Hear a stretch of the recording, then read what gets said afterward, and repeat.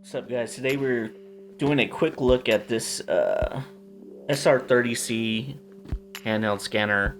I believe it's the new. This came out in last year, 4 months ago, 2019, in July, I think. This is one of one of their newest handhelds. There's not a lot of videos on it on YouTube yet. There's some, but not a lot. It's got 500 channels. It's got 10 banks. It's got the PC programming, which you have to download the drivers if it doesn't recognize, your computer doesn't recognize it. The software is free, so there's no worries there. It has most of the service bands. It's got quick scan, turbo search, lockout, close call, so if there's a frequency that's by you, it'll lock onto it and you can just automatically listen to it.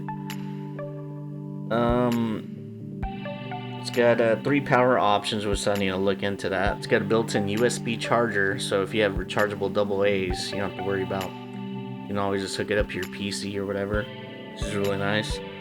It's got battery low settings, heat confirmation tones, which is nice. Like I said, I just got this. It took me about 10 minutes to program it, but I kind of know about these things, so it wasn't too hard to figure it out. And the size comparison, this is my old one. Look at that. Huge difference there. This thing is so bulky, but this is my very first scanner. 15 plus years, and it's been a good scanner, but I dropped it. It's been acting weird, so it's kind of bulky to be taken on vacation, so girlfriend was nice enough to give me another one. She's a sweetheart. I'm gonna turn on the backlights, but I don't want to see. You can see the backlight's it's really nice. It's really light. It's built really good. It comes with the belt clip on it. You don't have to bolt it up. Everything's kind of ready to go. I'm running the Diamond antenna, which is probably one of the better ones to have. I already have it kind of programmed, so I'll let you take some audio samples and you can listen to all the ham radios, which I notice a lot of people are buying these radios and they're transmitting, not knowing what they're transmitting on. They're buying these off of Amazon, and most of these people are doing it and they don't know, but the FCC can actually track you down. Definitely have to have your technician's license and general license, for that matter. I mean, there's a lot of transmissions that I hear that it sounds like kids are just buying these off, and what they don't know, it's a federal offense when you start transmitting on these radios. I hear a lot of that, so definitely wouldn't suggest doing that. Definitely, you can get caught, so don't do it. But as far as build quality, it's really nice. Real thin, real light. Yeah, I like it. I like it a lot. Audio's pretty good. Is that locked out? What did I do? I have a little key symbol there. Maybe I did this. Okay, yeah. Let's see. I'll just turn on some audio and zoom in my camera. Give me 1 second. Be right back. So now I'm gonna go ahead and let it scan, and you can get an idea of what it sounds like. Speaker's pretty strong on it. So this is my DVD. Box 154, we're code 6 at Luz. So remember, whenever you want to use a light, you gotta kind of tap on this bottom one. It doesn't stay on, which is good because it'll run your battery down. It's got like 2 cents. Let's see.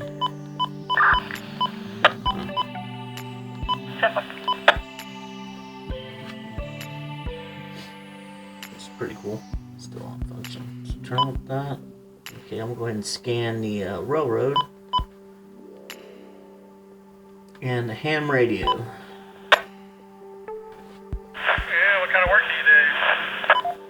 I drive semi-trucks for a pallet company. Whereabouts you at? You're really scratchy right now. So these are the ham radio frequencies. This is a 2 meter frequencies, and these are ones I've heard people transmit on here without licenses. And definitely don't do that. I think this is one of our local repeaters. There, let me get right back with you. I'm about to be pulling back up at my job because I left my and I think you can skip. I think you can just if I don't get that toggle now, the volume, and then I'm it'll gonna have keep to come scanning. Yeah. really get my coffee home. And they make commute.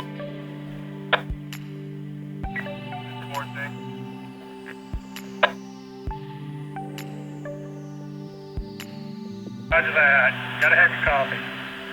This is KG5 JTL. KG5.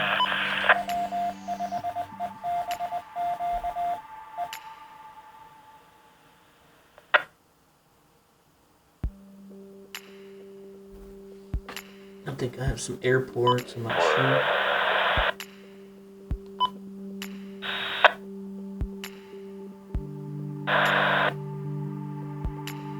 Told we are going to be fueling that train there in Mineola, so eventually we'll get you to Mineola and put you in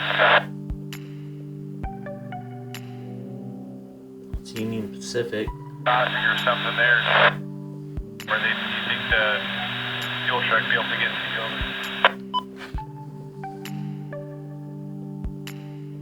So as you can see, it's That's right. pretty. I think the reception's really pretty good on this. Back to 2 meter. But at least it's not freezing, so we're lucky with that.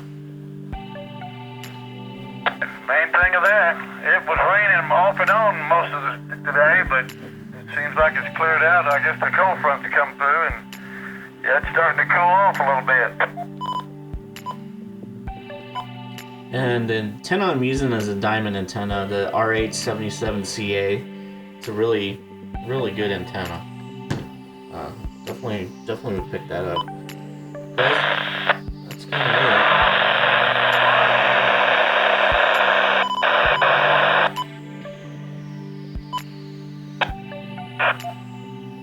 it. So you can activate your banks by just bank 1 activate. You turn it off by pressing 2. You want to listen to 2, just press 2.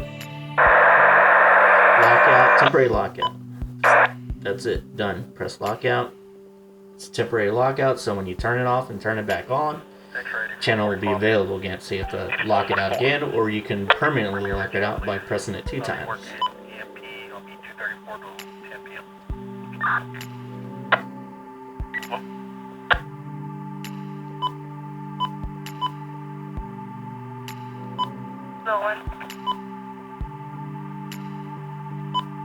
So yeah, definitely I think this is a great little radio.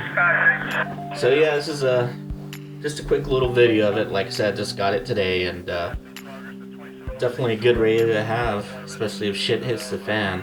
Kind of why I like having radios, communications, because believe it or not, my area we lost power like for 4 or 5 days, and people are going crazy without internet and no communication. Well, you know what? I had communications. So definitely important to have a radio in the house, and definitely have a technician's license and general license. If you do have a 2-way radio, you will get in trouble. But yeah, I'm gonna do some more videos. I got the Uniden BC370 and the BCT15X that my girlfriend got me for Christmas. But I'll do a little overview of all of them, show the different antennas I have for them, and kind of how I have them set up, and kind of why I have, radios. But I think they're very important, especially during like emergencies, or hopefully never have a state emergency. But first thing that's going to go out is communications, cell phone towers. And the last time that happened was, we had a bad storm and we lost power for 4 or 5 days, and people were breaking in the houses left and right. But I was able to keep track of it because I had radios, so I can still definitely helping me out a lot, figuring out what was going on in the neighborhood. And definitely the ham radios are going crazy, you know. All the repeaters, people who had radios knew what the hell was going on, and people that didn't know what was going on. But yeah, I'll definitely do some future videos of all three of them and kind of give you a little perspective of why I have them and kind of just the history. Just a quick little brief is my grandpa, when I was a little kid, used to have a radio in his room, and I was like, what the heck is that? You know, I said, oh, you can listen to police, and kind of gave me a general idea. That's kind of where I got it from, was my grandpa. He had always had radios and two-way radios and all that stuff, so.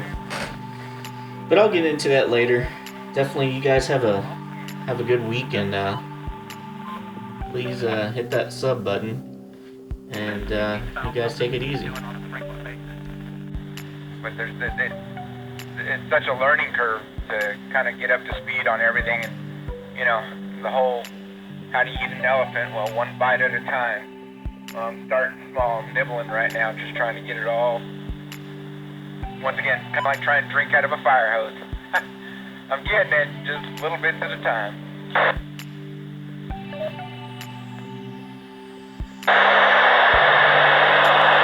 Yeah, there are so many different directions to go in this hobby. Last weekend I was over at Friendly's house, KG5. I think you said your name was Tyler, and we'll talk to you later. AF7J.